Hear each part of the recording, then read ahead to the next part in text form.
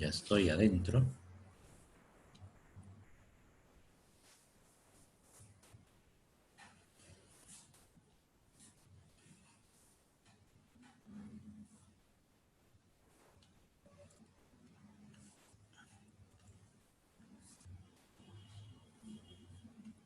Está el filo.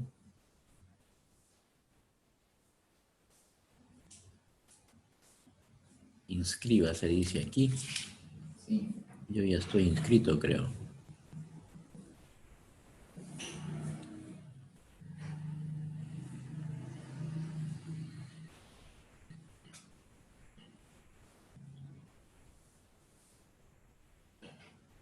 Recibirá un correo electrónico. Vamos a ver Dice, qué. introduzca su código de acceso. Ah, ya, el código de acceso. ¿Cuál era? Ahorita te lo doy. Inscripción de la reunión. Ah, unirse a una reunión en progreso, ¿eh?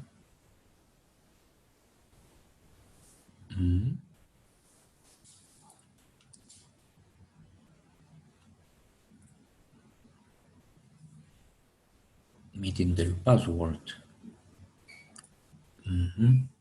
Contraseña. Contraseña. Ya. 963. Lo necesitas, ¿no? 963. ¿Este código de acceso? Ay, espérate, mamita. No nos molestes ahorita. Espérate.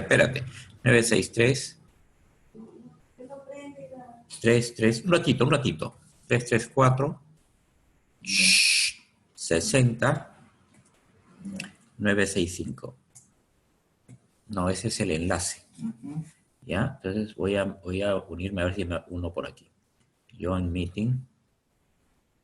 The password was incorrect. El password es 24 45 52. ¿A quién ha entrado tú? Ah, no, Miguel. Oh, ya están entrando. Ah, tú ya entraste. Sí, dice, por favor espere que la anfitrión permite el ingreso pronto. Mira, ya te estoy admitiendo y también aquí está entrando esta computadora. Ya. Si quieres, llévatelos para allá para ver cuál funciona. Ya. Llévatelos para allá. Vamos a ver. Hola, Miguel. Qué gusto que estés aquí.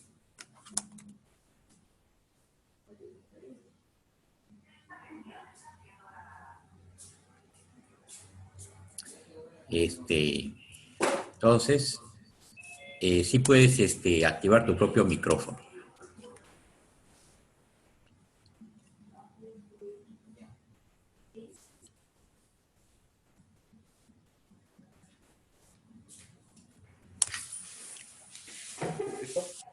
Ciérrate esta puertita, por favor. Luis, ciérrate la puertita, por favor.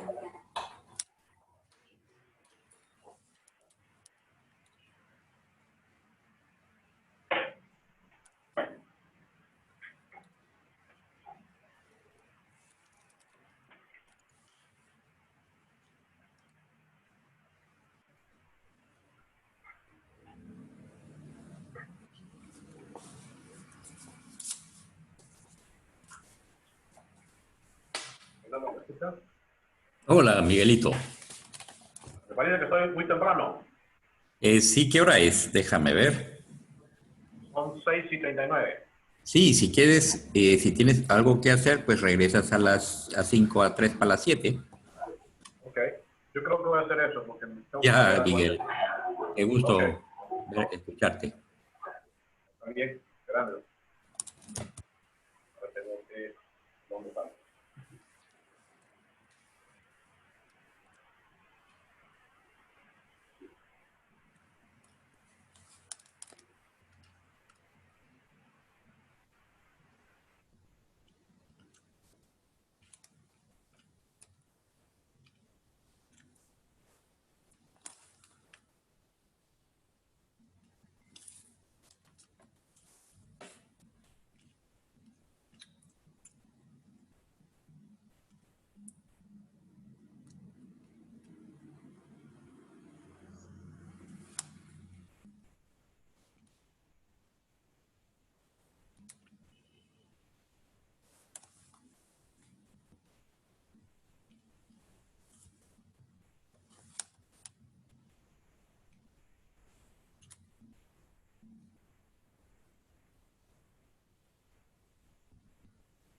en razón de que busca explicar la realidad por sus causas últimas y más profundas. Desde el punto de vista de la filosofía primera, cada hombre es una unidad y una sustancia que consta de dos componentes metafísicos, el cuerpo y el alma. Además, la comprensión metafísica del plexo mente-cerebro aporta los criterios de discernimiento que son necesarios para juzgar y evaluar correctamente los alcances y la validez de las proposiciones que emplean los neurocientíficos para expresar los conceptos básicos o principios en los que basan su actividad científica.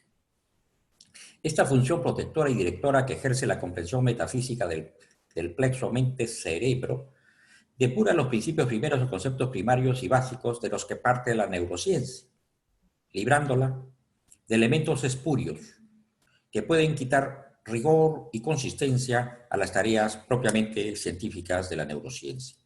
A fin de poner en evidencia de qué modo la metafísica ejerce esta función aclaradora, procederé a hacer lo siguiente. Primero, pondré en evidencia los elementos teóricos provenientes de ciertas posturas filosóficas que están presentes en las formulaciones de las que parten los neurocientíficos al realizar su actividad teórica y experimental. Una vez detectados tales elementos, procederé a poner en evidencia las inconsistencias que traen consigo.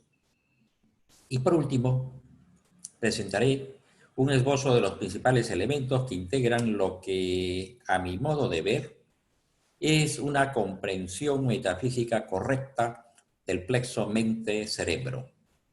¿Y por qué esta comprensión filosófica protege a la neurociencia de las inconsistencias en las que puede caer como consecuencia de conspicuas influencias filosóficas que conducen a aporías?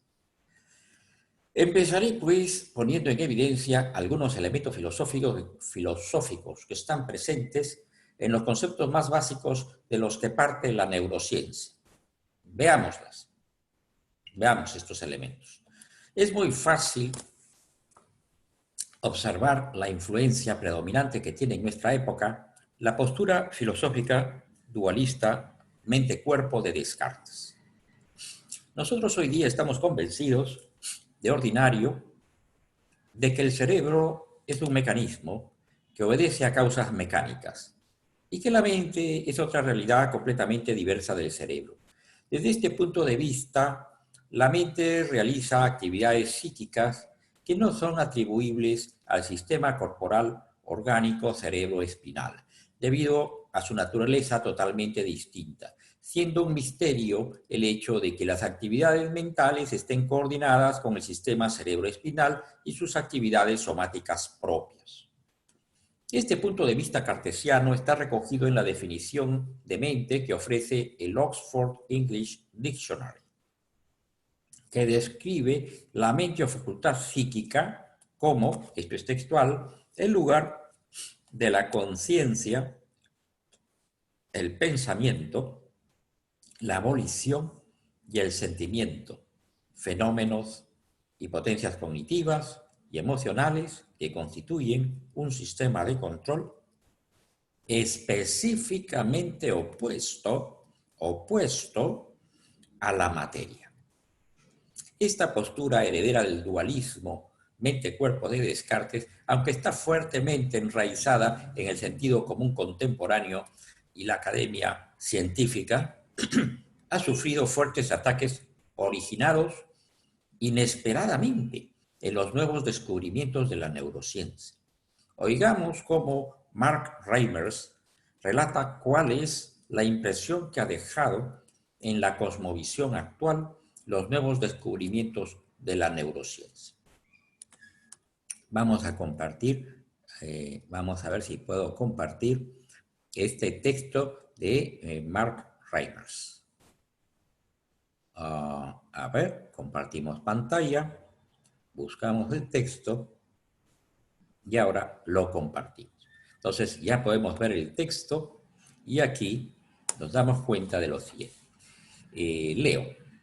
La mente o facultad psíquica es, en lugar de la conciencia, el pensamiento, la volición y el sentimiento. Perdón, esta es la definición de Oxford. Pero las ideas de Mark Reimer son las siguientes. Es el segundo párrafo. La idea de que los pensamientos y sentimientos, esto es muy interesante, la idea de que los pensamientos y sentimientos ocurren en lugares físicos y a través de procesos químicos se está convirtiendo en una corriente principal a medida que la idea de un alma etérea en una realidad paralela pierde terreno. Esta es la idea que empieza a imponerse. Vamos a dejar de compartir. Esa es la idea que empieza a imponerse, ¿no es verdad? Los nuevos descubrimientos de la neurociencia han conducido a plantearnos dudas acerca de la concepción de la mente que hemos recibido de Descartes, quien concebía la mente y sus actividades psíquicas como un sistema específicamente separado de la materia, que desde fuera podía tener una influencia sobre el cuerpo o el sistema cerebroespinal. La evidencia experimental de la neurociencia indica que las actividades psíquicas están fuertemente involucradas en el sistema orgánico cerebroespinal y la red de circuitos eléctricos neurales, que son el requisito de cualquier actividad mental.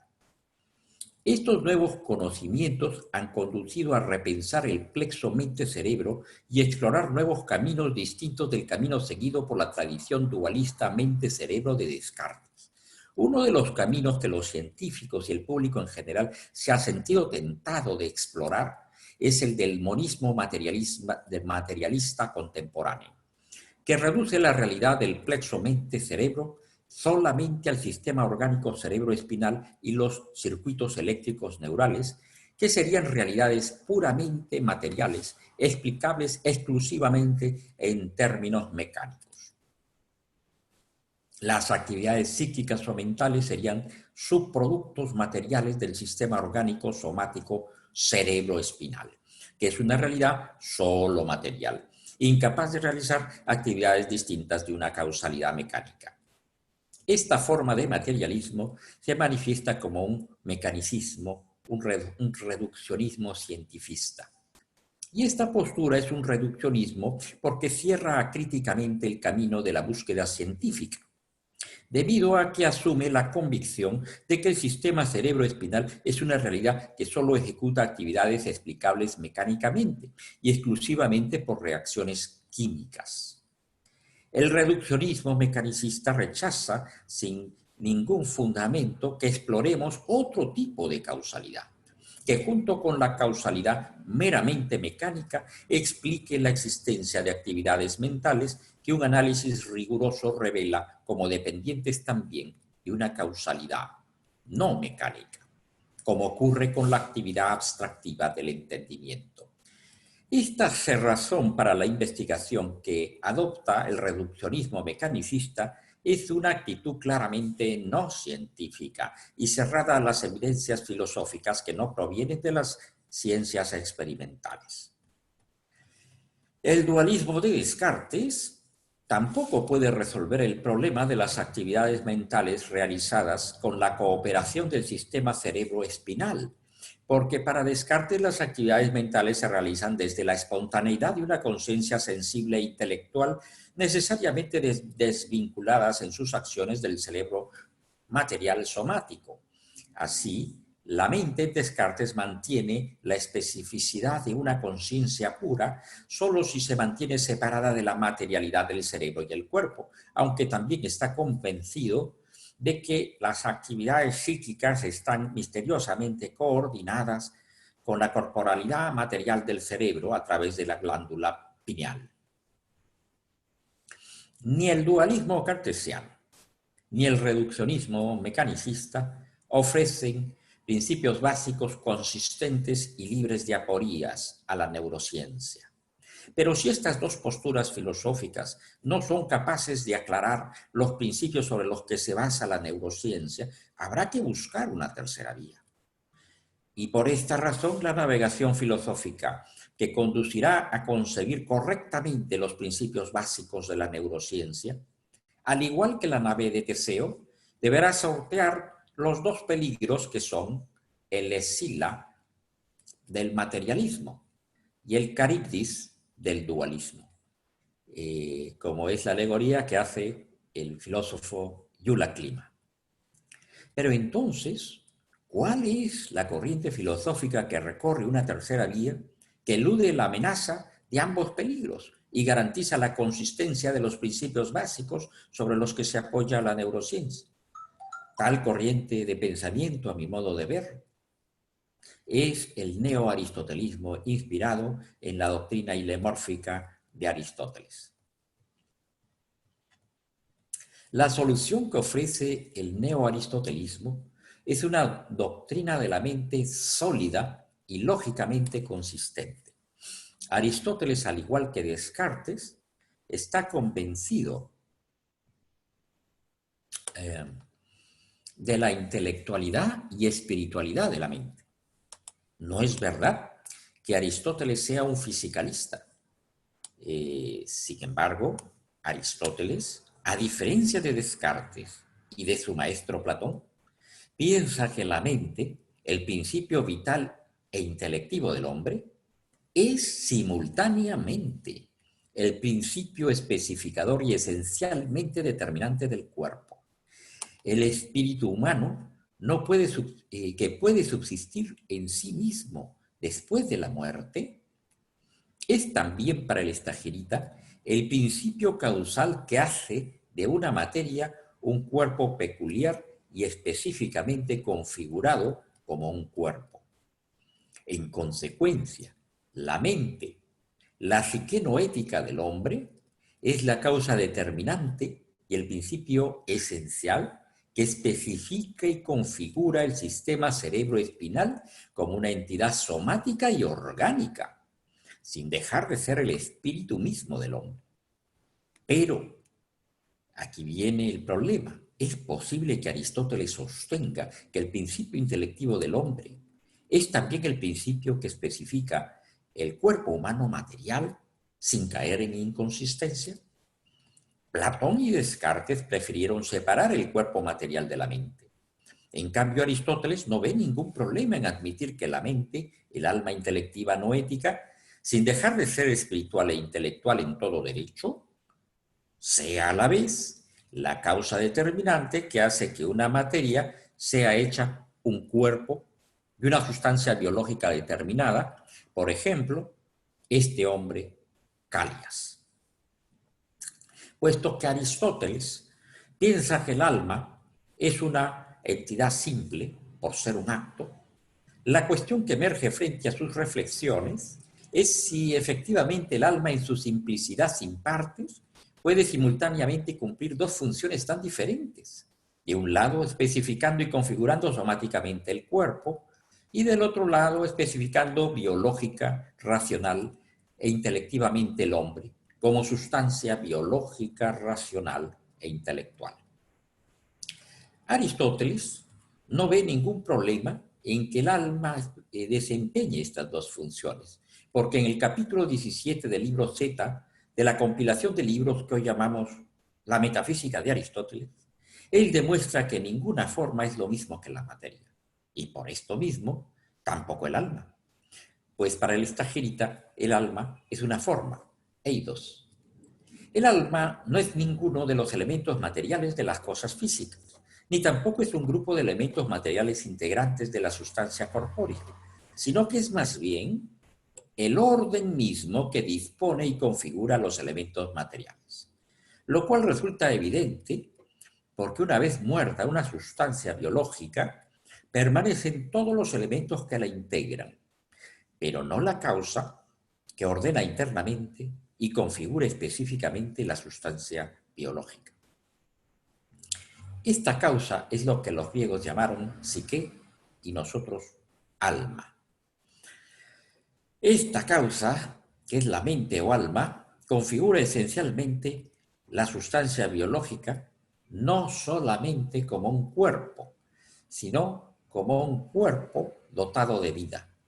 El hombre es, pues, un cuerpo dotado de vida, que cuenta con la clase de vida más alta, que es la vida racional. Ahora bien, cualquier cuerpo, un cristal de sal, un perro o incluso el cadáver de un animal, son sustancias y como tales son seres que existen en sí mismos, en el mundo físico, autónomamente y sin ser propiedad de otras cosas. Aristóteles se refiere a los organismos biológicos como cuerpos dotados de vida. Todo cuerpo, sea biológico o no biológico, tiene dos componentes básicos, según Aristóteles. Uno de ellos es la materia y el otro la forma. En el caso de los organismos biológicos, es más fácil identificar estos dos componentes porque poseen un carácter muy peculiar que no poseen los cuerpos inertes: la vida. En los organismos biológicos, la materia corporal biológica es la materia y el alma es la forma. Pero mejor veamos cómo Aristóteles mismo pone en evidencia estos dos componentes en el libro 2 de Anima, mediante el examen de la corporalidad y la vitalidad de cada organismo biológico. Estas son sus palabras. Vamos a ver las palabras de Aristóteles en el libro 2 de Anima. Y vamos a compartir pantalla para poder leer el texto de Aristóteles. Ustedes mismos puedan leerlo. Vamos a ir un poco más abajo. Aquí está. Dice Aristóteles así: se sigue de aquí que todo cuerpo natural que tiene vida es una sustancia, y una sustancia como un compuesto.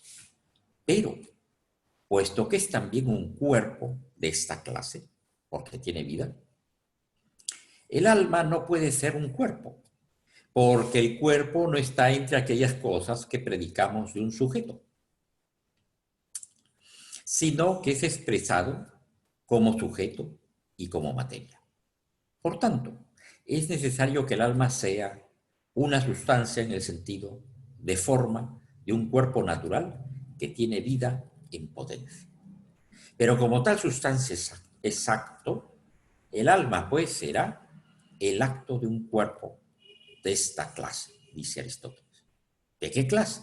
Un cuerpo que tiene vida. Bien, hasta aquí el texto de Aristóteles. Ahora vamos a comentarlo. Es crucial advertir que Aristóteles está sosteniendo que el alma del organismo biológico es acto y que es sustancia en el sentido de forma.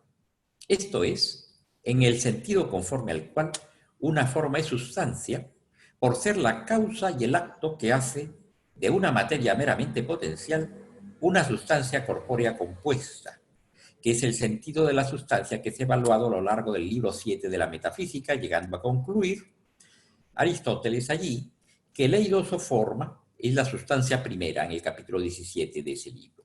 Además, la estagerita afirma en el texto leído que el cuerpo del organismo biológico tiene vida en potencia. Esto es muy interesante, lo cual no podemos afirmar de los restos de un organismo biológico muerto. Esto es muy importante. La materia corporal de un cadáver no tiene vida en acto, esto es alma, pero tampoco tiene vida en potencia, porque la materia corporal del cadáver no es apta para estar unida al alma, que es la vida misma en acto, y por esto la materia corporal del cadáver ni siquiera tiene potencia para vivir.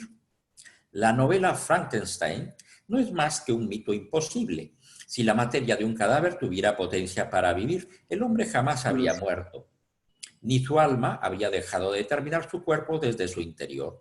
Pero puesto que efectivamente ha muerto la persona, es evidente que esto ha ocurrido porque sus componentes materiales han dejado de tener la sutil organización que deben tener para albergar en su interior la vida en acto, esto es, el alma.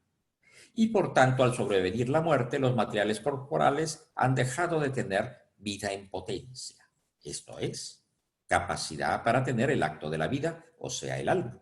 Ahora bien, ¿cómo es que la materia corporal del organismo biológico pierde su capacidad para tener el alma? La razón es porque la materia corporal del viviente ha dejado de ser orgánica.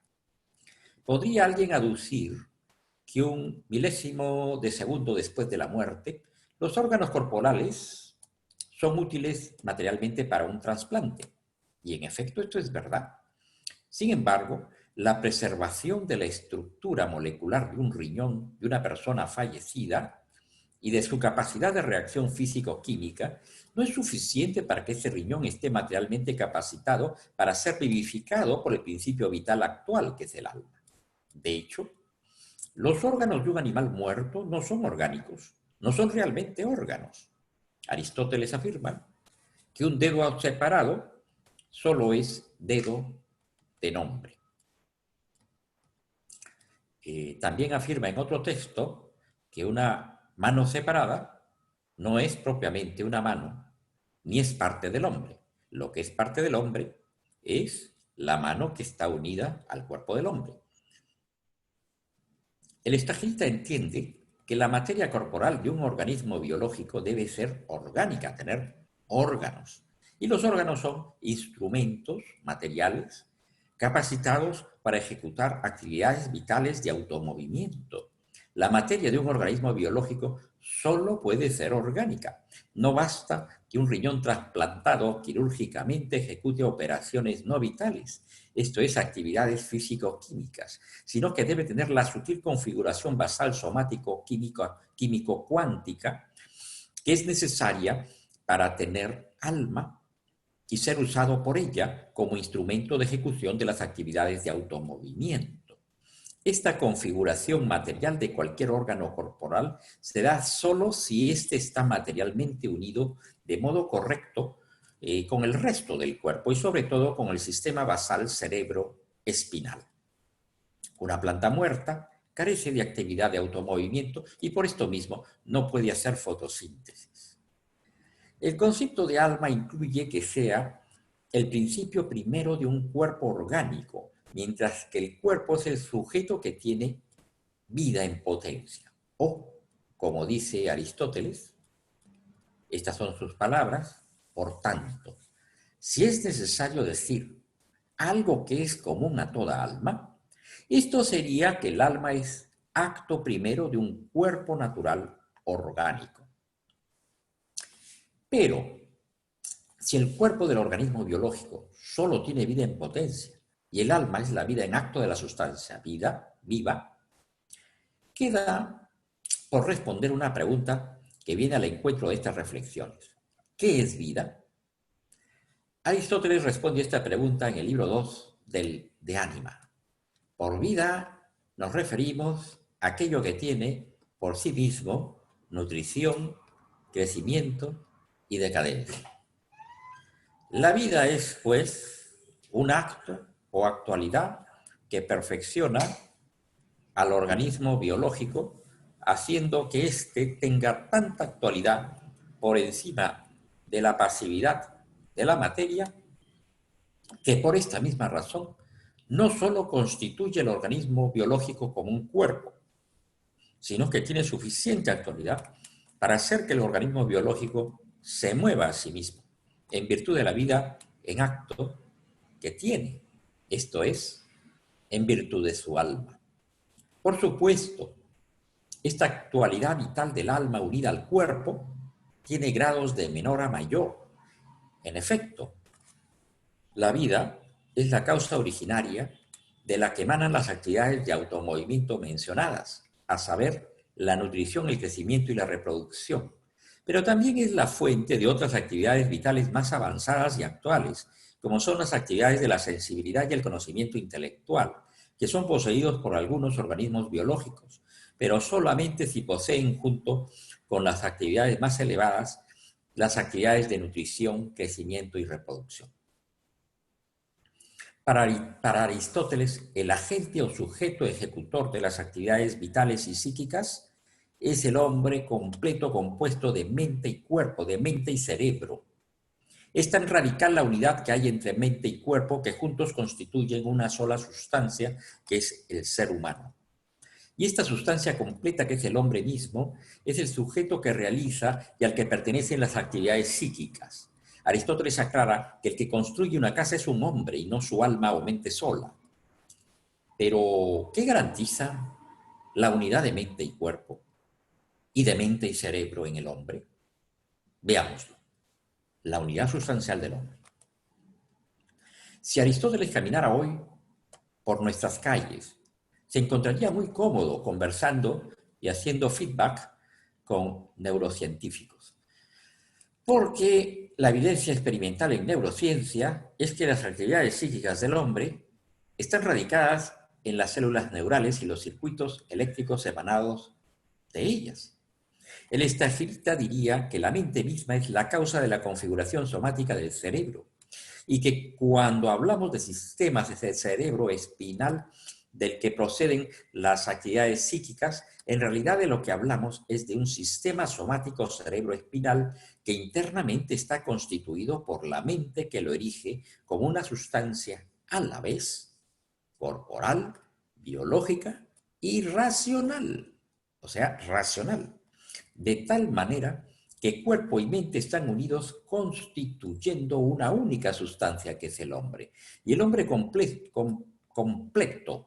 compuesto de mente y sistema orgánico somático, es una sola sustancia ejecutora de operaciones mentales que pertenecen al hombre completo, y no solo a la mente o alma. La realidad de la mente humana no se agota en el hecho de constituir el sistema cerebroespinal como una entidad somática que solo actúa por reacciones físico-químicas, porque el alma es la causa que hace que el hombre sea una realidad que excede a la pasividad y potencialidad de la materia inerte, haciendo que el conjunto de cuerpo humano y mente tenga un modo de ser en virtud del cual el hombre es esencialmente competente para realizar actividades mentales que exceden con mucho la pasividad y potencialidad de la materia inerte. Entre tales actividades están aquellas que el hombre realiza por medio de su mente y no del cerebro, pero siempre ejecutados por la sustancia completa dotada de cerebro somático al que le son atribuidas.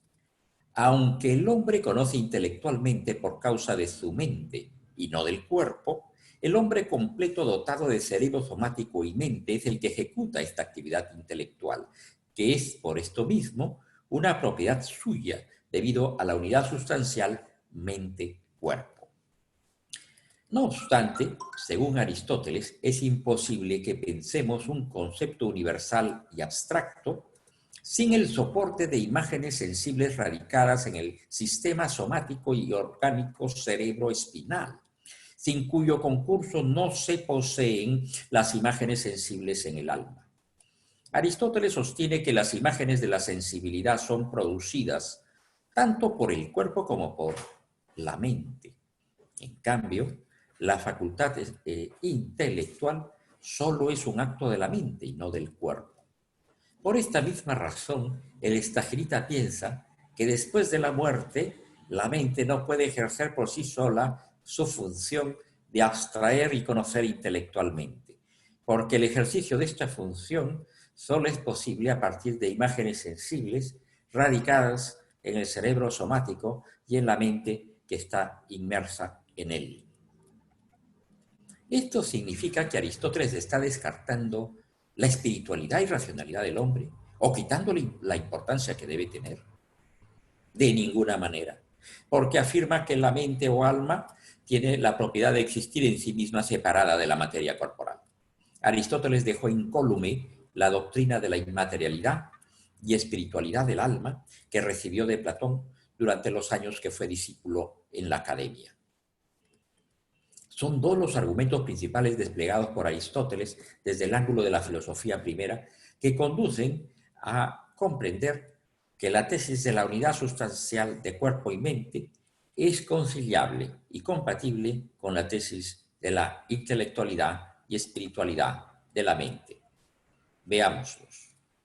Un primer argumento se basa en los resultados de la demostración presentada por el Stagirita en el capítulo 17 del libro 7 de la Metafísica. En este lugar Aristóteles demuestra, mediante el análisis de la corrupción de los cuerpos, que es imposible que la forma sea un elemento material o un grupo de elementos materiales integrantes de un cuerpo, porque después de la corrupción de la sustancia corpórea, compuesta de forma y elementos materiales, estos últimos se mantienen y la forma no. La conclusión necesaria de tu argumento es que la forma no puede ser un elemento material, sino más bien el orden que organiza todos los elementos materiales del cuerpo. Esta demostración está en la misma línea de los libros del De Anima, con los cuales conforma una síntesis, como podemos verlo en el hecho de que tanto los libros de la metafísica como los libros del De Anima proponen que el alma intelectiva del hombre es la forma del cuerpo humano, esto es, la forma de un cuerpo. Y puesto que toda forma es diversa de los elementos materiales que integran un cuerpo, nada impide que la forma, que es un acto y no potencia alguna, tenga una perfección y actualidad tan elevada que no solo es forma de corporalidad, sino que junto con ello es también forma de vitalidad, sensibilidad, intelectualidad y espiritualidad, como quiera que la racionalidad es la forma más alta de vida. Por tanto, la compatibilidad de todas estas propiedades del alma y su síntesis en un solo acto, que es precisamente el alma, queda garantizada por el alcance metafísico de la doctrina según la cual la mente es un acto diverso de la materia, que es pura potencia, como Aristóteles mismo ha probado en el capítulo 17 del libro 7 de la Metafísica. Otro argumento aristotélico que conduce a comprender que el hombre es una unidad sustancial de cuerpo y mente, y que lo es porque su mente es el acto mismo de la corporalidad, y junto con ello, el acto de la vitalidad, la sensibilidad, la racionalidad y la vitalidad del hombre, sin inconsistencia alguna, se encuentra en el libro 2 de la compilación 3 libros del De Anima. Escuchemos a Aristóteles mismo. Vamos a poner, voy a intentar poner el texto ahora mismo, el texto del De Anima. Vamos a ver, aquí está, compartimos pantalla y vamos al texto del De Anima para que ustedes lo puedan leer por sí mismos. Aquí está el texto. Es un texto muy denso. Aristóteles es un texto muy profundo. Realmente aquí Aristóteles en este texto está empleando los frutos más maduros de toda su metafísica, de todos los libros de la metafísica, y lo está empleando en el libro de su última madurez, cuando ya estaba terminando su vida, cuando empezó cuando elaboró pues, los 3 libros del De Anima. Y este es un texto precisamente de la madurez de Aristóteles, del De Anima. Por esta razón, es un texto muy metafísico. Por esta razón, es también innecesario preguntar si el alma, psique en griego, y el cuerpo, soma en griego, son uno en. Del mismo modo que es innecesario preguntar esto acerca de la cera y el sello, ni en general acerca de la materia de cada cosa y aquello de lo que es materia, o sea, la forma. Porque al paso que uno y ser se dicen de distintas maneras, lo que propiamente así se expresa es el acto. Acto, entelequia en griego. Este es el texto de Aristóteles. Vamos a comentarlo inmediatamente.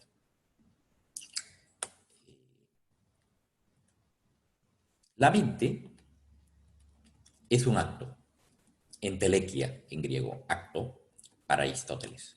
Esto es importantísimo, que es un acto, y por esto mismo sirve para expresar lo nuclear y fundamental de la sustancia compuesta de materia y mente, que es el hombre, justamente porque la materia corporal depende metafísicamente de su acto, que es la forma, porque la materia no es más que proporción real a la forma, esa es toda su realidad, y la forma es la realidad más radical del compuesto de la que depende la materia misma.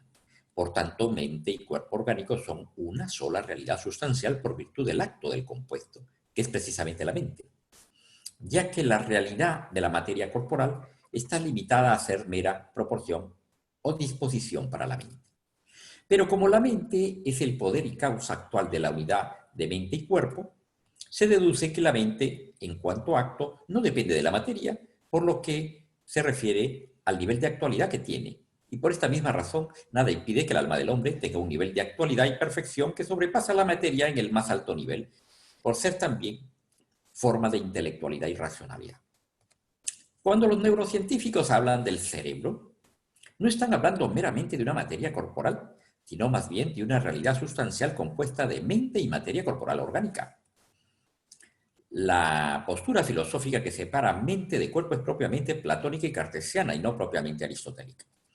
Cuando en neurociencia se habla de las actividades psíquicas o mentales, o que de las actividades psíquicas o mentales tienen su sede en el cerebro material y somático, esta teoría encaja perfectamente con la doctrina ilemórfica del neoaristotelismo, según la cual la mente y el cerebro conforman una unidad. Ahora bien, queda pendiente para una próxima ocasión, y aquí ya voy acabando, hablar del análisis filosófico de las diferentes actividades mentales del ser humano, que conduce a comprender de qué modo se manifiesta de muy distintos modos la unidad sustancial mente-cerebro al realizar cada hombre sus diversas actividades psíquicas. También ha quedado pendiente tratar de la demostración de la intelectualidad y espiritualidad de la mente y su subsistencia después de la muerte, por medio del análisis filosófico de la facultad cognitiva intelectual y sus actividades cognitivas. Es la única manera de poder demostrar la subsistencia de nuestro espíritu después de la muerte. Bueno, yo creo que con esto, muchas gracias por su paciencia y atención. Así que doy bienvenido a los comentarios, críticas y preguntas porque conducen a explorar distintos ángulos que nos permiten intuir mejor la realidad del hombre y el plexo mente-cerebro. Estoy a su disposición. Muchas gracias, doctor Riofrío. Ha sido sumamente interesante. Gracias a ustedes. Damos pase a las preguntas. Por favor, quien quiera formular alguna, levante la mano para poder darle la palabra.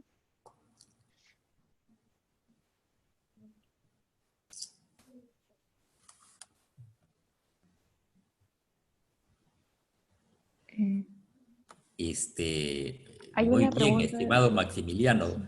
Si quieres, puedes encender tu micro. Bueno, hola Fernando, hola al resto de los colegas, gracias por la exposición, por compartir tus estudios. Bueno, me parece que mi pregunta va un poquito más allá de tu exposición, pero me parece que está íntimamente ligada con estas convicciones que procuraste expresar. Así que quería saber cuál es tu opinión en relación al hecho de si puede argumentarse filosóficamente a favor de la tesis que afirma que el alma espiritual es infundida por Dios en el instante de la concepción a partir de la materia corporal que procede de los padres. Mi intención entonces es en qué medida vos resolvés eso, ¿no? Digamos, ¿cómo puede resolverse eso? Yo tengo algunas opiniones, pero me gustaría saber la tuya, ¿no? Excelente. ¿Me explico? Excelente pregunta. Excelente pregunta porque es el núcleo mismo de lo que estamos conversando. Y entonces, efectivamente, ya Aristóteles ha demostrado que no es imposible que un mismo acto, una misma forma, como es el alma intelectiva del hombre, sea la forma de un cuerpo y a la vez sea intelectiva, a la vez sea racional y pueda realizar por sí misma como sustancia, fíjate, como sustancia, estimado colega, como sustancia intelectual, pueda ejecutar acciones, aunque por naturaleza esté hecha para determinar un cuerpo. cosa que no ocurre con las formas angélicas. Entonces, el alma humana es un espíritu, pero es un espíritu que está hecho para también ser forma de corporalidad. Y Aristóteles lo que hace es demostrar que eso no es incompatible. Ahora bien, lo importante en una forma y en un acto es precisamente ser acto. Ahora, el ser acto es muy importante porque cuanto más actual es una forma, ese acto se especifica por lo más actual que tiene. Esa es la razón por la cual, puesto que el ser humano, por su espíritu mismo, es capaz de realizar operaciones de conocimiento intelectual mediante el uso exclusivo de su alma, sin el cuerpo, eso quiere decir que esa actualidad que es el alma es capaz de subsistir sin el cuerpo. ¿Por qué? Porque toda realidad que es capaz de realizar por sí misma una acción es una sustancia. Esa es la razón por la cual cuando el alma deja de formalizar el cuerpo, se mantiene como sustancia, porque toda sustancia existe en sí misma. Entonces, efectivamente, el alma del hombre existe en sí misma. Y existe en sí misma después de la muerte. Con lo cual, hay que explicar por qué es que el alma es capaz de subsistir en sí misma después de la muerte. Bueno, porque es una sustancia. Pero también hay que analizar qué ocurre con sus facultades. Porque efectivamente el alma tiene unas facultades que son sus accidentes, unas potencias activas. Entre ellas las potencias intelectuales. Y las potencias intelectuales son potencias que son exclusivamente, explica Aristóteles, actos del alma intelectiva, mas no actos del cuerpo y del alma, sino actos del alma. En cierto modo también son de todo el compuesto, pero son actos del alma. Por eso es que el cerebro sería un obstáculo para que la mente humana pudiera tener un concepto, una noción universal. Es imposible para el alma poder pensar un concepto universal si es que el cerebro es el cuerpo o la entidad corporal que interviniera en la realización, en esa actividad intelectual. Para eso hay que analizar cómo es el conocimiento intelectual y qué cosa es conocer. Entonces, efectivamente, el conocimiento intelectual opera mediante conceptos. Es decir, opera por ciertas imágenes inteligibles, que no son sensibles, sino inteligibles. Y esas imágenes son inteligibles en acto en la medida que no están radicadas en un sujeto material corporal orgánico. Es decir, en la medida que no interviene el cerebro. Porque para que una forma pueda existir individualmente, no universalmente, sino individualmente en el alma, es necesaria que esté radicada, como dirían los neurocientíficos, en carne y en ondas eléctricas de los circuitos eléctricos neurales. Y esas son las imágenes sensibles. Las imágenes sensibles del alma requieren, para ser particulares, estar radicadas en el cerebro material. No quiere decir que solo el cerebro material sea la causa de esas imágenes, porque esas imágenes son impresas en el alma, pero no pueden ser impresas en el alma como imágenes sensibles si es que no se encuentran también en el cerebro material. Y por eso es que Aristóteles dice que para la imaginación y para poder tener imágenes sensibles, para poder tener percepción sensorial y las operaciones de los sentidos internos como la imaginación y la memoria, Estas capacidades, estas potencias, estas facultades del alma, son facultades no solo del alma, sino son facultades del cuerpo. Y por esa razón es que se necesita del cuerpo para poder nosotros tener imágenes.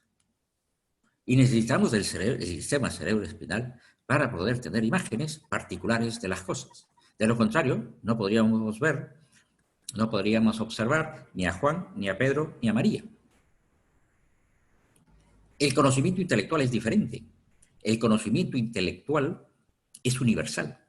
Y no podemos tener conocimientos universales si es que las imágenes mediante las que conocemos el concepto universal hombre están radicadas en el cerebro. Porque si esas imágenes estuvieran radicadas en el cerebro, o el cerebro interviniera, entonces las imágenes serían particulares y no universales, puesto que la materia es causa de individuación. Entonces, esta es la razón, esa es la vía, el camino por el cual nosotros podemos llegar a comprender que el conocimiento intelectual, esta vía la ha trazado Aristóteles en el De Anima, en el libro 3 del De Anima. Por este camino se demuestra que el hombre opera inmaterialmente, es decir, es capaz de realizar operaciones, el hombre todo, de carne y hueso y espíritu, pero es capaz de realizar operaciones exclusivamente mediante su espíritu. Y eso lo hace en esta vida. Más aún, en esta vida, las operaciones exclusivamente espirituales, como son el amor y el conocimiento intelectual, estas operaciones exclusivamente intelectuales las puede realizar el hombre por su propia fuerza. Y aunque después de la muerte sus facultades espirituales se mantienen incólumes, el problema es que no puede ejercerlas. No puede realizar por sí solo actividades de conocimiento intelectual y de amor, a no ser por intervención divina.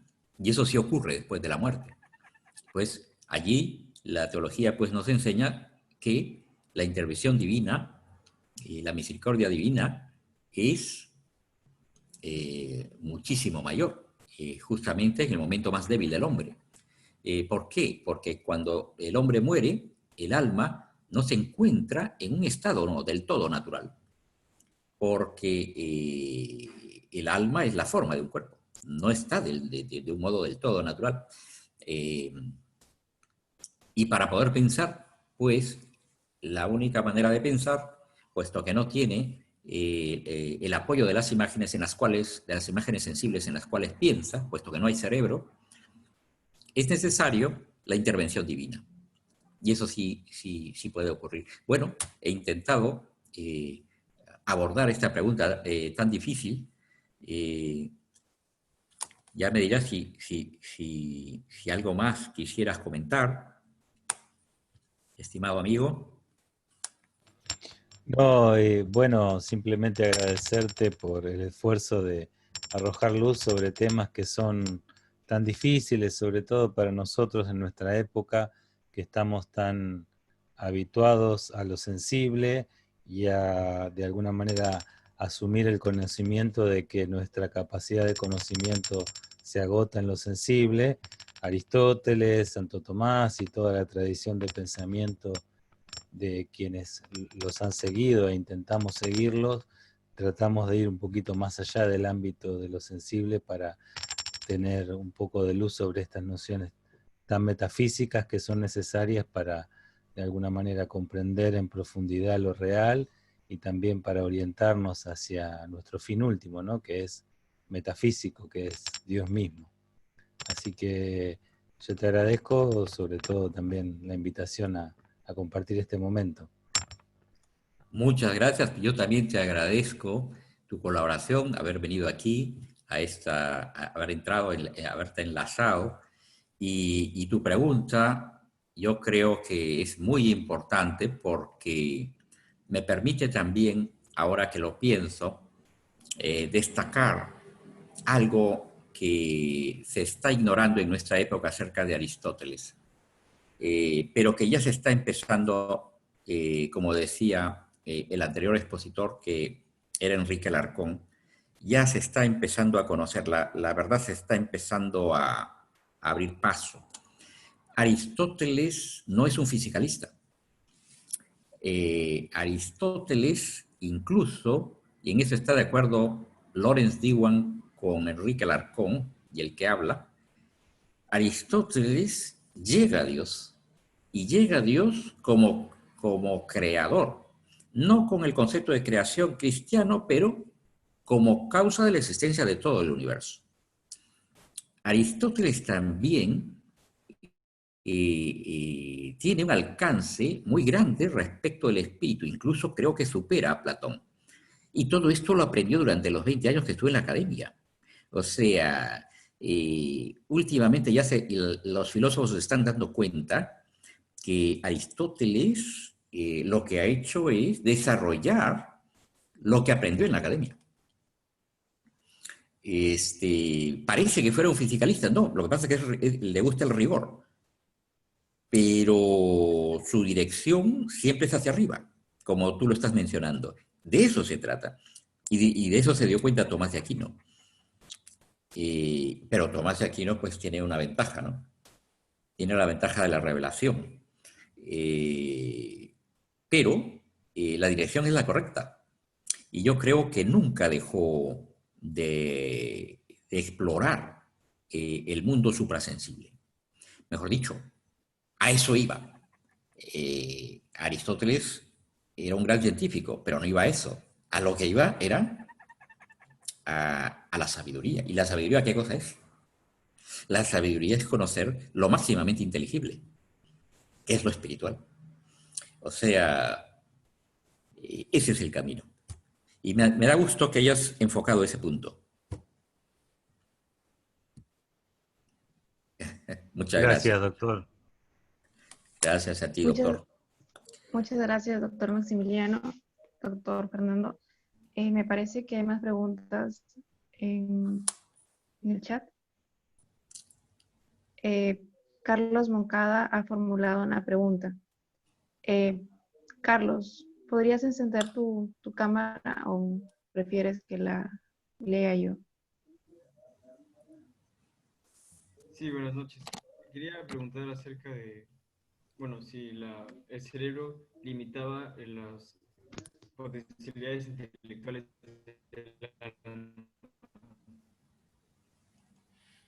Si el cerebro limita qué cosa, bueno, las potencialidades intelectuales del alma.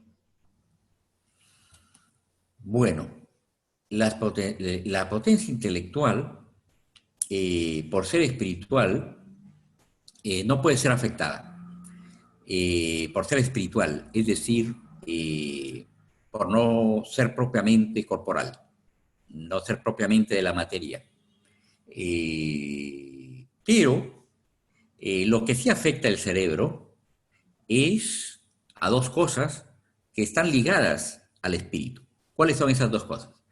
La materia corporal, o sea, el cerebro, es el soporte somático en el cual se encuentran radicadas las imágenes sensibles de la imaginación y la memoria de toda la percepción sensorial.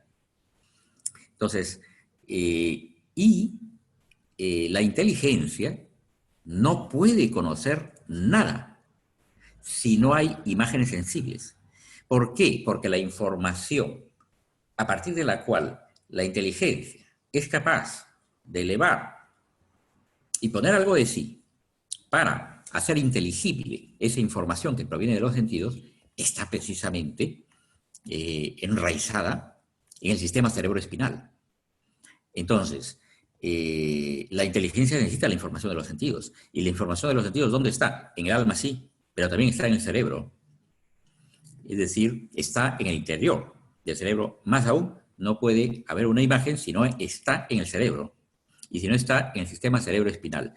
Esa es la razón por la cual después de la muerte, por sí sola, el alma sola no es capaz de abstraer, no es capaz de pensar, aunque sí puede pensar, por medio de fuerzas superiores al alma humana, es decir, sustancias intelectuales que son capaces de influir sobre el alma humana, en este caso lo que se trata de Dios y los ángeles. Eso es después de la muerte. Por eso es que la existencia del alma después de la muerte no es natural, ¿no? E incluso los conocimientos que tiene el alma después de la muerte, por intervención divina, pues son conocimientos que el alma llega a tener con un cierto esfuerzo y como de un modo no del todo natural, algo parecido a como los perros, esos pequeños perros que nosotros vemos en los circos. Ese es un ejemplo de don Stephen Brock, que caminan en dos patas, ¿no? No es natural que caminen en dos patas. No es natural que el alma tenga conocimientos intelectuales sin tener imágenes sensibles en que apoyarse. Si lo puede hacer es por una fuerza superior al hombre que actúa sobrenaturalmente sobre esa fuerza natural que es el intelecto humano que existe después de la muerte. Ahora, ¿de qué manera es necesario que existan imágenes sensibles para las operaciones intelectuales? De dos maneras influyen las imágenes sensibles que están en el cerebro y en el alma sobre el conocimiento intelectual. De una manera, en primer lugar, es necesario que estas imágenes sensibles de alguna manera actúen sobre el alma. Y el alma también actúe sobre esas imágenes sensibles. Y con eso, el intelecto es capaz de abstraer conocimientos universales, conceptos universales. Y se obtiene, por ejemplo, el concepto universal triángulo o el concepto universal hombre, o el concepto universal uno. Una vez que se ha abstraído el concepto universal uno, con eso todavía la inteligencia no conoce la realidad. Lo único que conoce es el concepto universal uno o el concepto universal hombre, la humanidad, el hombre, pero no Juan ni Pedro. Para que la inteligencia pueda llegar a conocer a Juan y a Pedro, la inteligencia no solo se apoya en el momento inicial del conocimiento intelectual en la imagen, sino que en el momento final en el cual la inteligencia tiene que llegar al conocimiento de Juan y de Pedro, necesita apoyarse otra vez y regresar a la imagen sensible de Juan y de Pedro, a la imagen sensible de Juan. Y de esa manera emite una segunda operación intelectual de juicio. Y eso que estoy viendo es un hombre. Juan es un hombre. Esa imagen particular me da a conocer a ese hombre Juan. Y la inteligencia llega al máximo de su conocimiento, que es al conocimiento más actual al cual puede llegar, que es el conocimiento del particular a partir del universal. Juan es un hombre. Y siempre apoyándose en la imagen sensible. De lo contrario, no se puede conocer a Juan. Intelectualmente, claro. Sensiblemente sí, pero intelectualmente es necesario realizar ambas operaciones. La abstracción y luego la cooperación con la imagen de la cogitativa. O imaginación. Muchas gracias por la respuesta, sí. Gracias a ti. Muchas gracias, Carlos. Muchas gracias, profesor Frío. Me gustaría saber si es que hay más preguntas entre los asistentes. ¿Podrían levantar la mano para poder darles la palabra?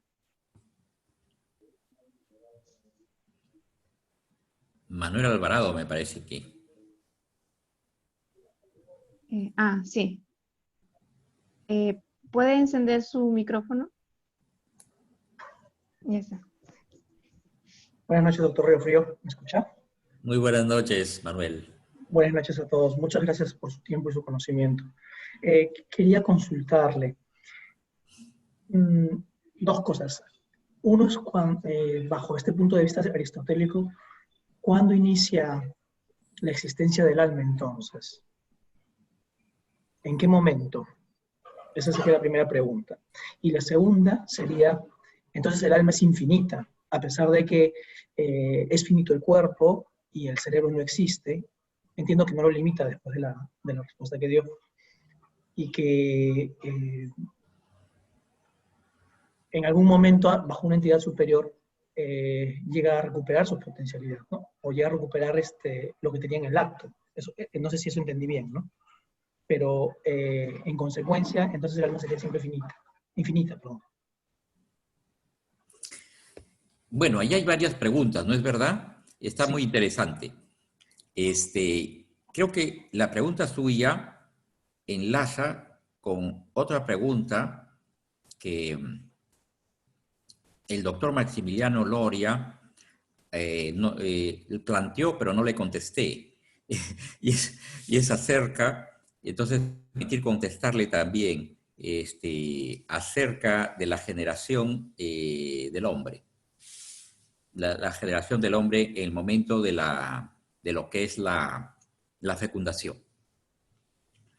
Efectivamente, ¿cómo es que se genera el alma? Yo tengo una postura allí, ¿no? Creo que está basada en Tomás de Aquino y en Aristóteles. Y es la siguiente. El alma tiene que ser creada porque es un espíritu. El hombre no es un ser del mundo natural. Lo es, sí, pero mucho más no lo es. En parte sí, pero sobre todo es un espíritu. Entonces, los espíritus, los seres que tienen conocimiento intelectual y son capaces de amar porque conocen el bien que es apetecible, son seres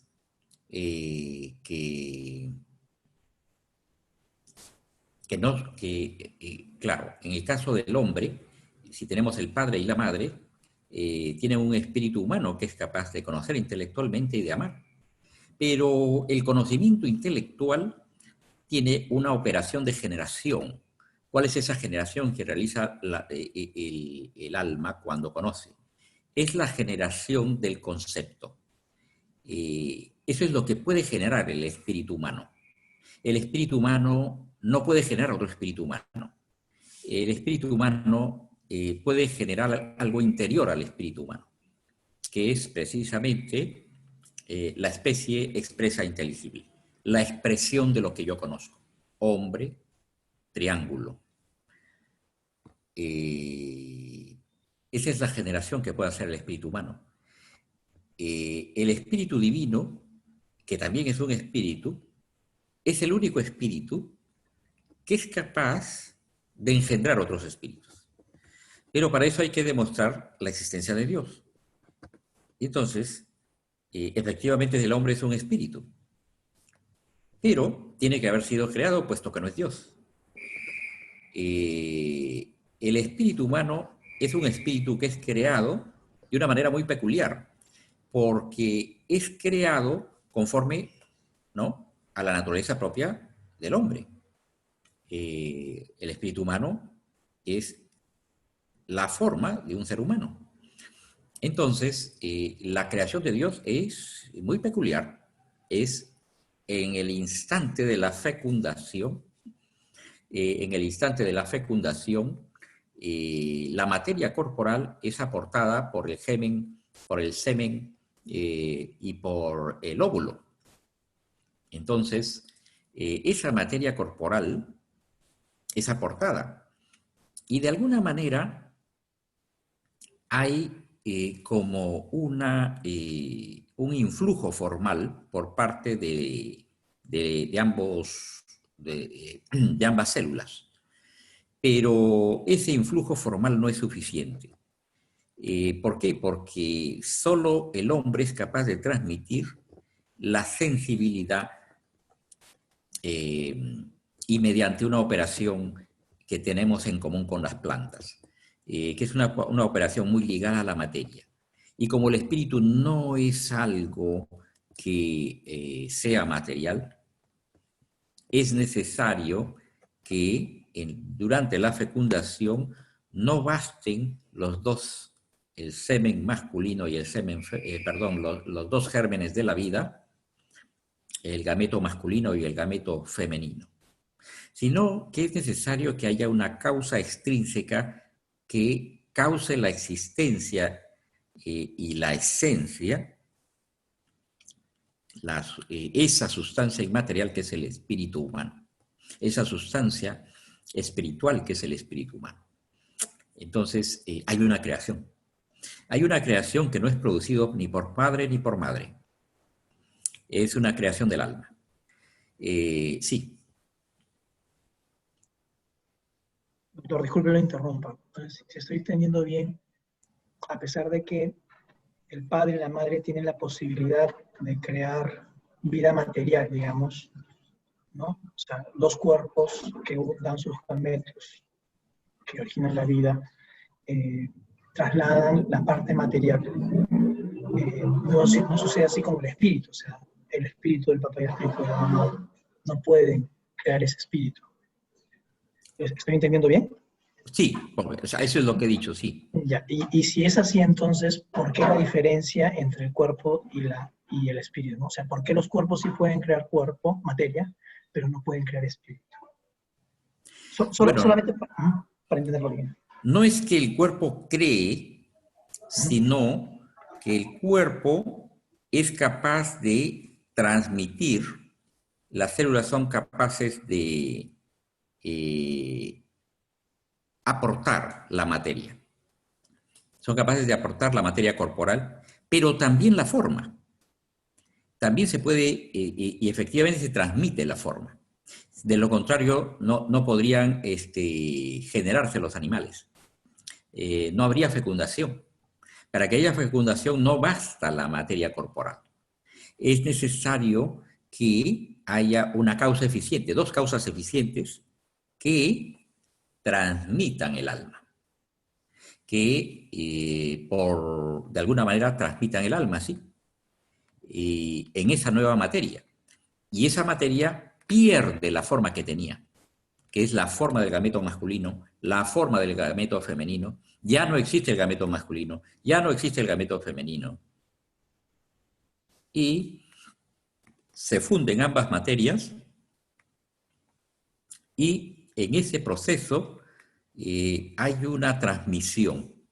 De alguna manera se transmite esa forma de organizar esa materia corporal, que es la forma humana de determinar y de configurar un cuerpo. Esa forma humana, pues, es el alma. El alma, perdón, en este caso estamos hablando de animales, es el alma animal. En el caso del hombre, no es suficiente. No es suficiente la transmisión de la materia corporal y la transmisión de una forma de sensibilidad. En realidad, mi opinión es que la forma de la sensibilidad es como asumida por la forma de la espiritualidad en el momento de la concepción, en un solo acto. Y eso sí lo puede hacer Dios. Yo diría que un ente natural no puede hacer tal cosa. Y por eso es que el alma es una unidad. No hay tres almas en el hombre. El alma es una sola, es un alma espiritual. Es un alma espiritual que asume las perfecciones inferiores de la sensibilidad, que de alguna manera han aportado el gameto masculino y el gameto femenino. Esa es mi opinión. Seguramente hay más pormenores que discutir sobre esto, ¿sí? Pero yo creo que está bastante cerca de lo que es algo correcto, ¿no? Me parece que de esa manera preservamos la espiritualidad del hombre, ¿no? Porque es así. El hombre es un ser espiritual y requiere una creación para ser espiritual. Eso no quita que también sea material. Gracias. ¿Qué otra pregunta?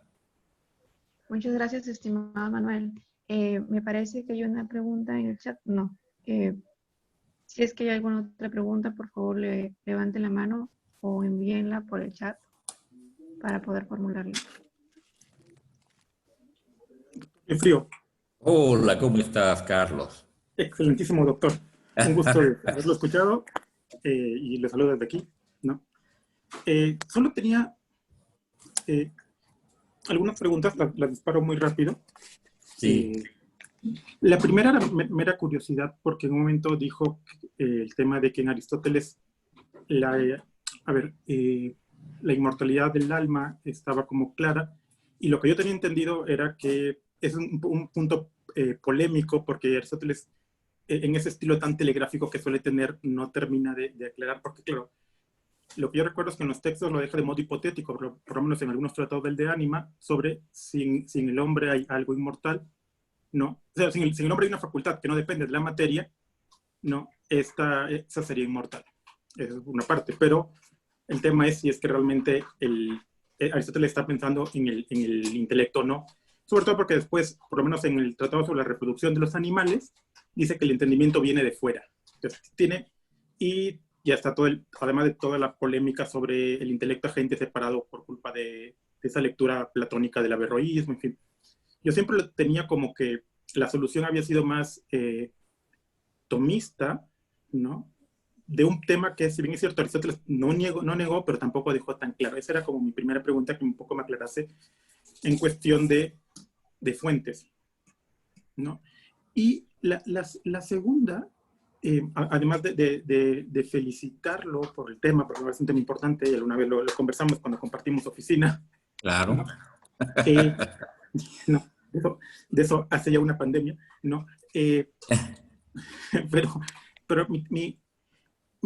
a ver si se entiende bien lo que digo, por general se me entiende mal, es que con todo yo noto una especie de dualismo, por lo menos expositivo, que en ese afán como de salvaguardar precisamente la espiritualidad del alma, termina uno distanciando, ¿no? Porque al final es como, sí, el entendimiento es como sí, el entendimiento es inmaterial y por lo tanto no, es cosa distinta de la materia.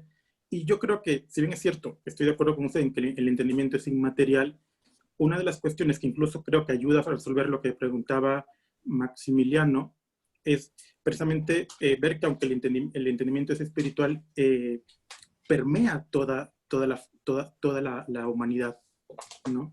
¿A qué me refiero? Uno de los problemas en el tema de en qué momento se infunde el alma, por lo menos, corríjame si me equivoco, desde Aristóteles, es que Aristóteles piensa que en un principio hay un alma vegetativa, sensible, y el alma espiritual viene después, ¿no? O la forma espiritual o la forma racional llegaría después. Pero a mí lo que me parece es que eso hay que entender un poco, que incluso ya la misma estructura biológica del hombre teleológicamente está estructurada intelectualmente, ¿no? De hecho, de esas observaciones que probablemente la doctora Genera podría aclararnos más de que señalaba Apolo, que el mismo cuerpo humano era un cuerpo racional. Entonces, no necesitamos como establecer, o sea, la misma formación biológica, que es un poco lo que usted decía en su momento, ¿no? Ya es racional, ¿no? No solamente, por ejemplo, lo que a veces decimos, no solamente la cuestión de la estimativa, que los clásicos llamaban coyectiva, porque actúa influida por la inteligencia, es que la misma imaginación, la misma memoria, está permeada de racionalidad, y es un poco por lo cual no tendríamos que plantear como formas previas racionales a la concepción. Estoy desvariando probablemente porque ya sabe que esos no son mis temas, pero quería un poco comentar lo que me había puesto a pensar en torno a esto. Bueno, le envío un abrazo, ¿no? Y ojalá podamos en algún momento conversar esos temas. Perfecto. Sí, pues, trabajar con un gigante como es Aristóteles es difícil. Es difícil trabajar con Aristóteles, pero si uno se mete un poco, parece que hay problemas. Vamos a ver. Voy a preguntar si se escucha. Sí se escucha bien, profesor. Así se escucha bien, qué bueno. Sí, se lo escuché bien. Perfecto. Sí, trabajar Aristóteles es muy difícil. Estamos hablando de un gigante del pensamiento. Y entonces, pero justamente porque es un gigante, tiene una ventaja. Y es que cualquiera de las obras del corpus aristotélico tienen una fundamentación metafísica en todos y cada uno de los puntos. Es una inteligencia enorme. Y entonces, no se puede entender la facultad intelectual ni la naturaleza intelectual de lo que es el alma, si es que no se le entiende desde un punto de vista metafísico. Claramente, el máximo nivel de actualidad es en Aristóteles, es lo que es la vida intelectiva, la vida intelectual. Aristóteles hace una distinción en el libro 3 del De Anima entre las facultades del intelecto. Y entonces, el intelecto, claramente, el entendimiento, el nous en el hombre, es justamente la realidad espiritual del hombre. Es el alma misma. Pero Aristóteles a veces usa el lenguaje de una manera que puede confundir a otras personas, ¿no? Entonces, a veces utiliza la misma palabra nous para las facultades y a veces usa la palabra nous para significar tanto el alma como la facultad. Y entonces, Aristóteles llega a decir que, y eso es clarísimo, que después de la muerte, el alma continúa subsistiendo. Pero se hace una pregunta. ¿El alma toda subsiste? ¿Qué es lo que no subsiste del intelecto? ¿Qué es lo que del intelecto no subsiste? ¿Qué cosa del nous no subsiste? A lo mejor lo que no subsiste es el intelecto poieticos, ¿no? El intelecto pasivo. Y lo que sí subsiste es el intelecto activo. Por tanto, y es lo que venimos diciendo, después de la muerte, el alma no es capaz por sí misma de pensar. Y esto lo explica Aristóteles. Yo pienso que es inequívoco que Aristóteles está convencido de que después de la muerte el alma existe, hay múltiples lugares. Es verdad que en otros lugares utiliza ese método aporéntico en el cual se pregunta una cosa, a veces deja una frase sin terminar, pero para leer a Aristóteles hay que tener en cuenta algo que ocurre, claro, y esto lleva a múltiples interpretaciones opuestas unas de otras. Incluso se ha interpretado que propiamente Aristóteles piensa que el alma no subsiste después de la muerte y que más bien el intelecto agente es una sustancia distinta del hombre. Se le llama a esta interpretación una interpretación pseudoplatónica, puede ser, pero evidentemente eso no es lo que dice Aristóteles. Pueden haber muchas interpretaciones, pero yo creo que es claro que Aristóteles piensa que el hombre tiene un alma que subsiste después de la muerte. Por supuesto, esto está más claro en Tomás de Aquino, pero eso no quiere decir que no esté genialmente establecido por Aristóteles. hay que tener en cuenta y esto lo he descubierto también, escuchando a Enrique Alarcón la semana pasada, y es que efectivamente Aristóteles llegó a decir que sus escritos a veces no se entienden bien, y es que es muy difícil llegar a entenderlos si es que, a no ser por sus propios discípulos, que sí tenían una relación con él de carácter oral. Parece que sus doctrinas orales, al igual que Platón, resultaban ser, también por la tradición de la academia, resultaron ser las, digamos, la llave, la clave para poder entender las doctrinas que están escritas. Yo diría que no solo, y también lo dice Enrique Alarcón, no solamente sus doctrinas orales, sino que también yo creo que hay que hacer una lectura sistemática o sintética de todo el corpus aristotélico y ver qué relaciones tienen unos argumentos con otros, unos temas con otros.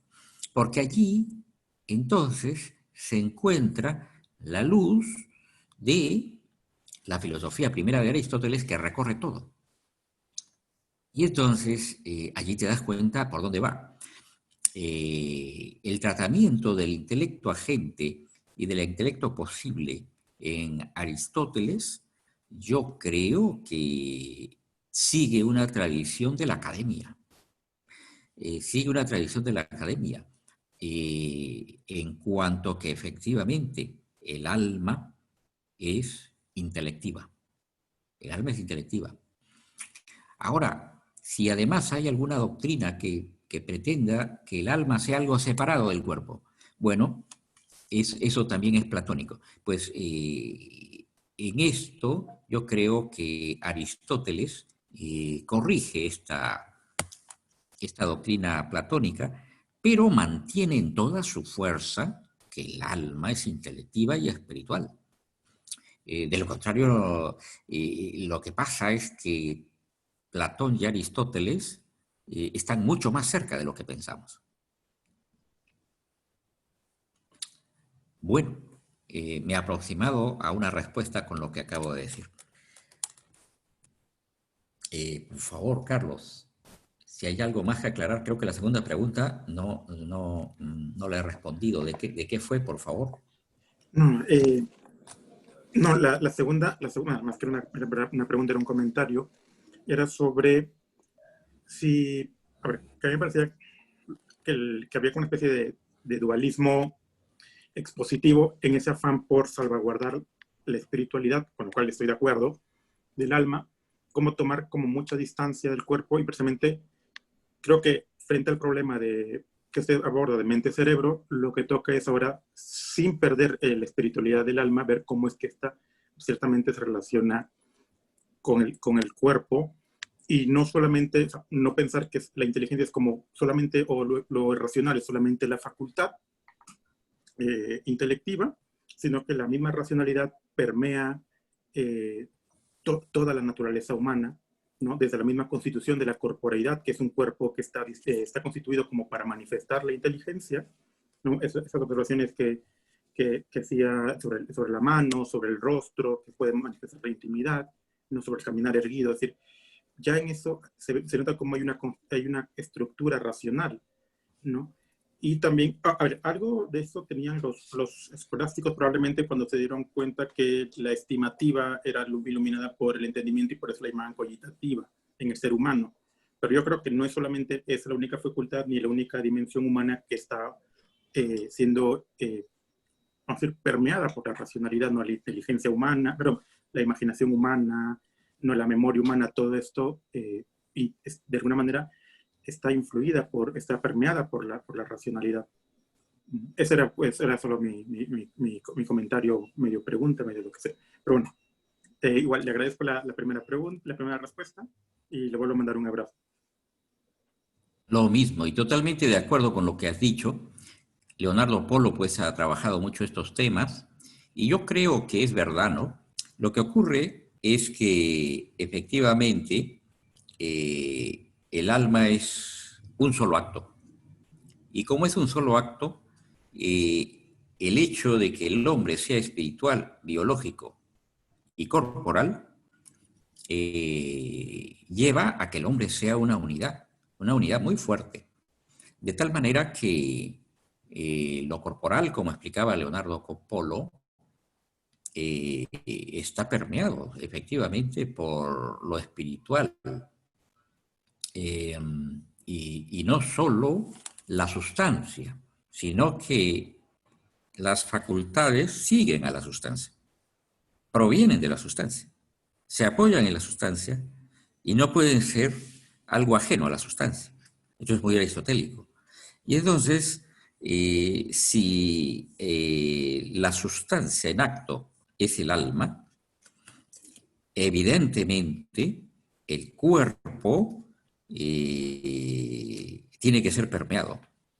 Tiene que ser permeado. Nosotros tenemos manos, no garras. Tenemos boca, a diferencia de los animales que tienen hocico. Esto lo explicaba muy bien Leonardo Polo. Efectivamente, la racionalidad, y estoy totalmente de acuerdo con lo que has explicado, la racionalidad permea todo el ser humano, no solo en el plano sustancial, sino precisamente porque en el plano sustancial hay un solo acto, así también en el plano corporal y en la materia incluso. La materia corporal, ya no solo el cuerpo como sustancia, sino la materia corporal. La materia corporal está genéticamente constituida y está genéticamente constituida de tal manera que pueda ser el soporte de un espíritu. O sea, esto no es broma, ¿no? La materia misma. Ahora, no digamos nada de ya el cuerpo, que es materia más alma, el cuerpo humano. El cuerpo humano. Y no digamos nada de la sensibilidad y de la intelectualidad. Pues la sensibilidad está aún más permeada. Sobre todo, y en la cima de la sensibilidad, lo que se llama la imaginación o cogitativa en el hombre. Entonces, la cogitativa en el hombre. La cogitativa en el hombre, de alguna manera, incluso se le llega, los medievales le llegaron a llamar el intelecto particular. El intelecto particular. Y más aún, la inteligencia, el acto más alto de la inteligencia en el conocimiento del mundo material, solo puede llegar a tenerlo en cooperación con el intelecto particular, que es la cogitativa, lo espiritual. Y por lo que se refiere a la potencia intelectual, a la facultad intelectual, a la inteligencia humana es interesantísima porque la inteligencia humana opera con una influencia muy grande de lo que es el mundo sensible. Por eso es que es necesario que haya ese como movimiento dentro de la inteligencia que es el movimiento de razonar. El movimiento de razonar para poder, porque la inteligencia humana, a diferencia de la angélica, depende de la información que viene del mundo sensible. Y por eso tiene que comparar unas cosas con otras, porque las cosas en el mundo sensible están en movimiento. La materia es capacidad para cambiar. Y lo que tiene capacidad para cambiar es dificilísimo conocer. Entonces, la inteligencia necesita conocer por varias facetas una misma cosa. Y razonar, primero conocimiento, después otro conocimiento, comparar con otro conocimiento y formar síntesis. La inteligencia también está permeada por la sensibilidad.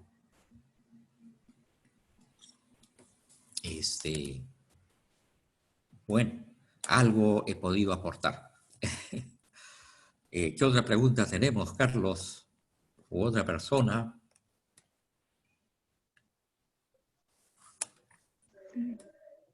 Muchas gracias, profesor Macías. No sé si es que tiene otra pregunta. En todo caso, No, yo no tengo una pregunta. Le reitero mi saludo, doctor. Gracias por Igualmente. la respuesta. Gracias. muchas gracias. Mónica Riofrío ha formulado una pregunta. No sé si es que puede encender su cámara.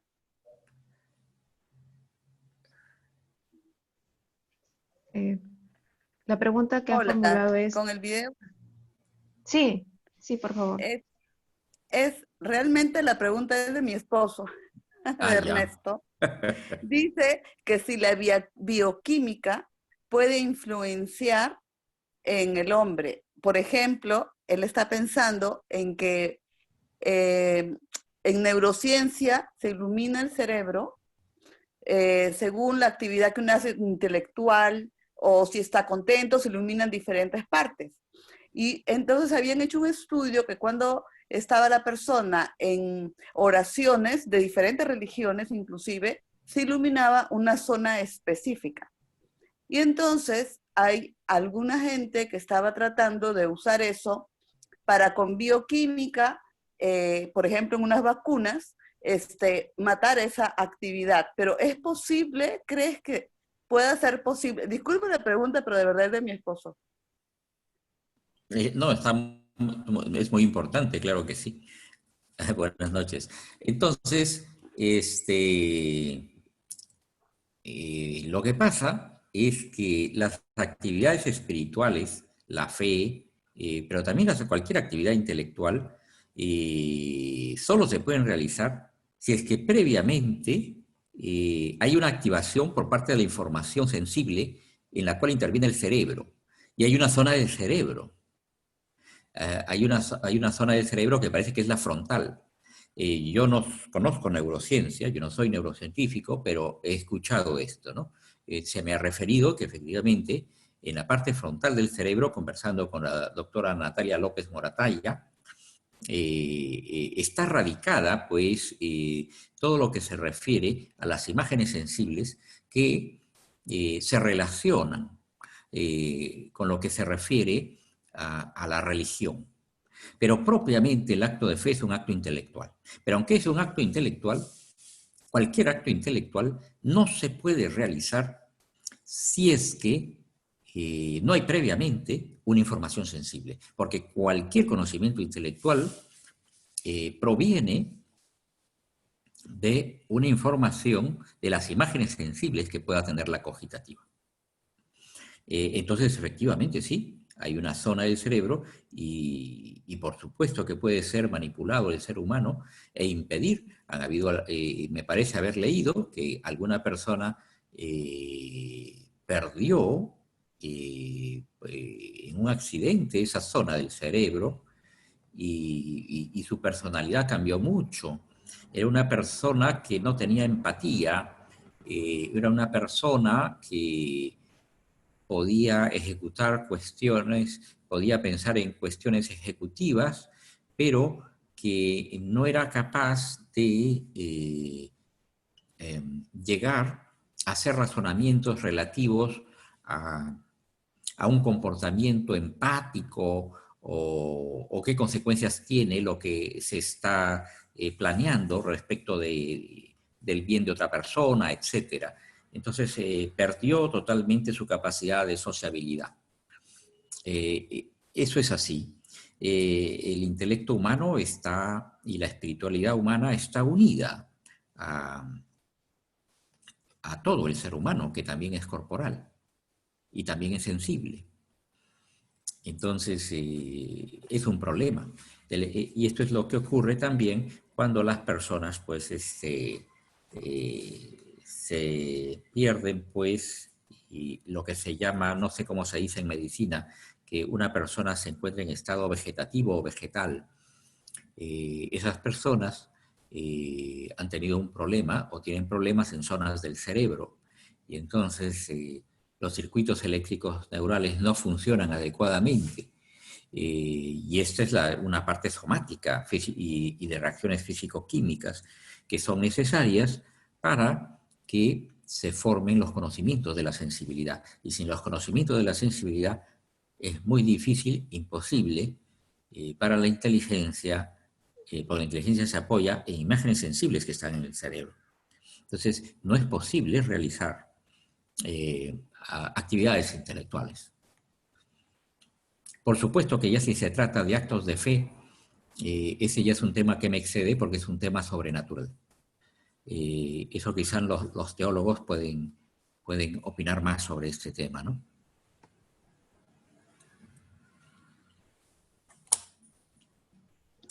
Bueno, muchas Ok, gracias. muchas gracias. Gracias. Respondido. Gracias, Mónica. Me pregunto si es que hay alguien más que quiera formular alguna pregunta.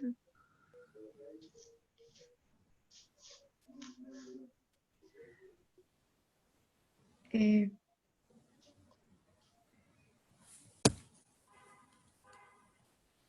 si es que no hay ninguna pregunta, Así, Luis Carlos, creo. entonces Sí, sí. hola. Ya. Hola, Luis Bueno, Carlos. que esta vez no puedo prender la cámara, siempre prendo, pero ahorita tengo un percance acá con la cámara, así que voy a Pero muy bien, estás muy quedarla. bien en la foto. Gracias, mejor incluso. Sí, tenía una consulta que puede ir un poco con lo que creo que alguien preguntó sobre si el cerebro limitaba algo al intelecto. Y o sea, yo quisiera preguntarlo igual, pero si mal no recuerdo, bueno, acá en el chat creo que está, él preguntó por si restringe las potencialidades.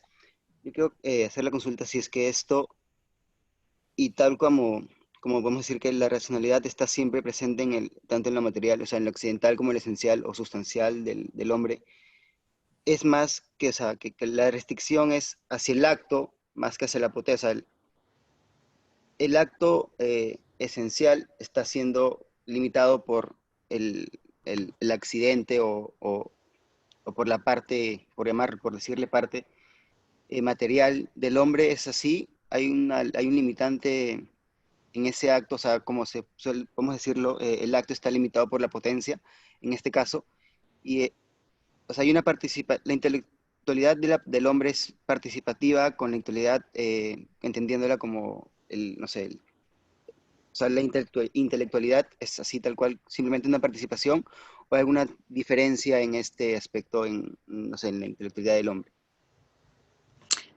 Vamos a ver, bueno, la intelectualidad del hombre es si se puede llamar, sí, una participación de la intelectualidad suprema divina, ¿no? Que es de Dios. Sí, hay una participación, pero cómo es Dios no lo sabemos, pero sí sabemos que tiene intelectualidad. Ahora, en cuanto a la intelectualidad del hombre, la racionalidad del hombre, es una racionalidad que por su naturaleza misma, ¿no? Está limitada ya formalmente. Es decir, es una intelectualidad de un ser corporal y que tiene unas características muy interesantes en su manera de operar y acordémonos que las actividades propias de una sustancia dependen de esa sustancia, depende de la esencia de esa sustancia, depende de la especie, de la especificación de esa sustancia, que es el hombre, ¿no es cierto? Entonces, las operaciones mentales tienen unas características y tienen unos límites y tienen una manera de operar. Por eso es que el hombre no es capaz de conocer intelectualmente sin apoyarse en los sentidos. Eso no es propio de la naturaleza, de la inteligencia humana. El ser humano es un ser que ha sido hecho para que con una inteligencia propia del ser humano. Y esa inteligencia propia del ser humano tiene una configuración especial. Esa configuración especial de la inteligencia humana es la propia de una inteligencia que opera paso a paso y se le llama propiamente razón. ¿Por qué? Porque la razón opera de acuerdo a razonamientos. ¿Y qué son razonamientos? Pues son comparaciones de distintos conceptos, de distintas facetas de la realidad, para poder llegar a otros nuevos conocimientos acerca de esa misma realidad. El intelecto humano no está hecho para conocer directamente un objeto de golpe. Ese es el intelecto angélico y divino. El intelecto angélico y divino está hecho para conocer los objetos completamente. El intelecto humano tiene que operar paso a paso. Es un intelecto muy débil. Es un intelecto que es propio de ese ser que es el hombre, que es un ser corporal también. Que guarda un equilibrio con lo que es el hombre como ser corporal, biológico, sensitivo e intelectual. Por esa razón es que el intelecto humano es un intelecto que está hecho para el mundo natural. Es un intelecto que en primer lugar conoce el mundo natural. ¿Por qué? Porque el intelecto humano está equilibrado a lo que es el hombre mismo, ¿no? No podría ser un intelecto angélico el intelecto de un ser humano, porque habría dos sustancias en el hombre. Entonces, lo que es el espíritu humano tiene unas características propias, que es las características propias de un espíritu que a la vez es una forma de corporalidad y de vitalidad y de sensibilidad.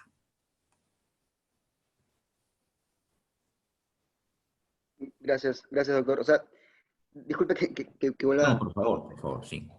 O sea, en esta, no sé si entiendo bien, en esta participación que hablamos de que los seres participan del ser y el intelecto del hombre participa de la intelectualidad, en realidad y también decimos de que la intelectualidad humana o cada esencia, en que no solamente hablando de intelectualidad, la participación es distinta, o sea, no es una limitante en cuanto, o sea, a ver, voy a tratar de ordenar mis ideas.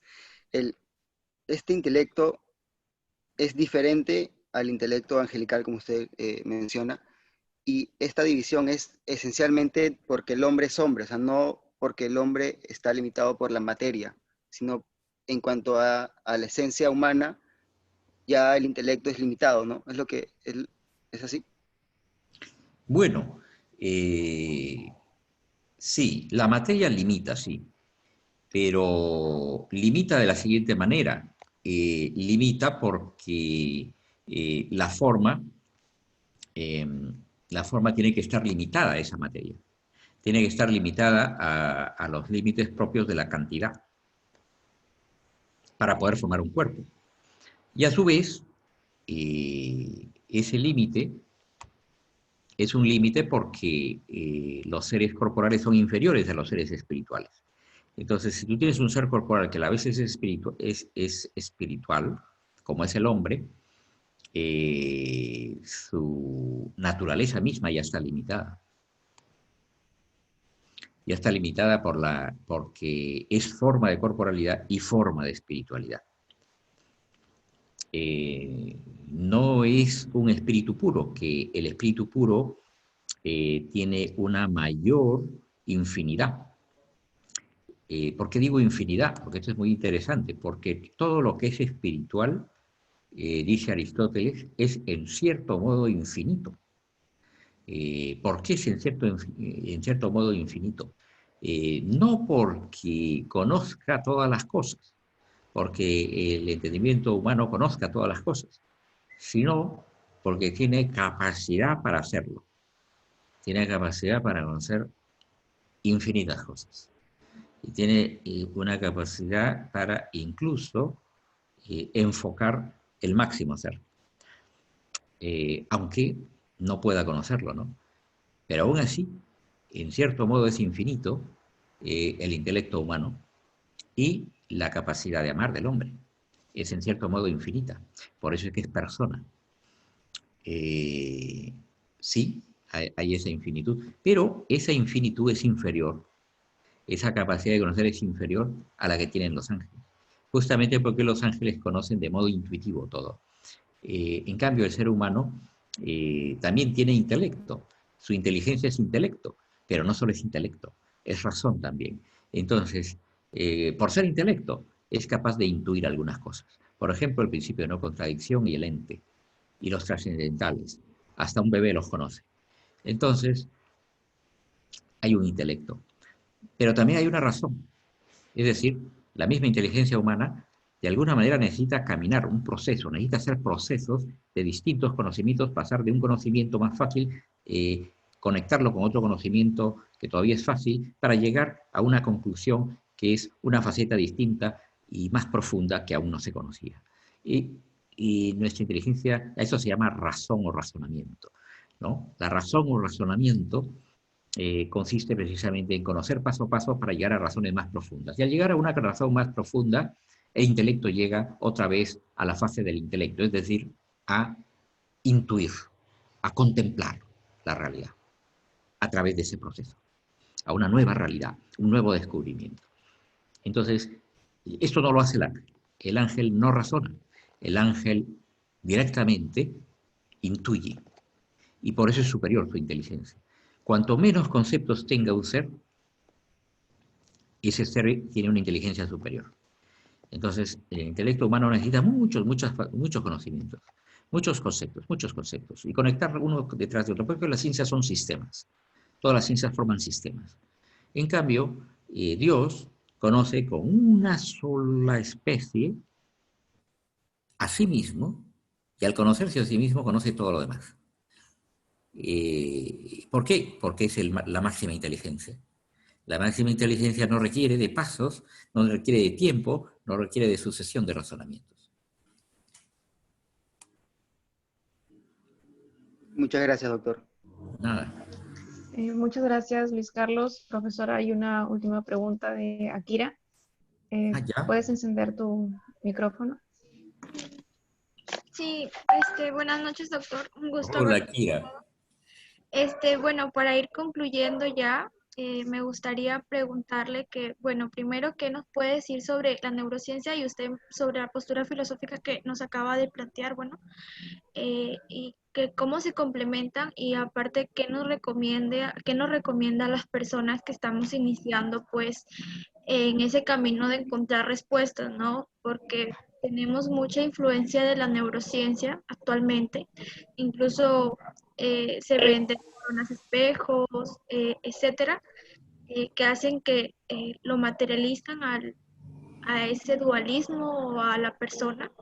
Me gustaría que nos dé esos consejos para encontrar las respuestas y que nos diga que cómo se puede, si se puede complementar o cómo podríamos complementarla, pero con qué cuidado debemos tener. Bueno, esas son mis inquietudes. Y muy importante esa inquietud. Es muy importante porque los neurocientíficos, ellos mismos, necesitan, tienen un problema todavía.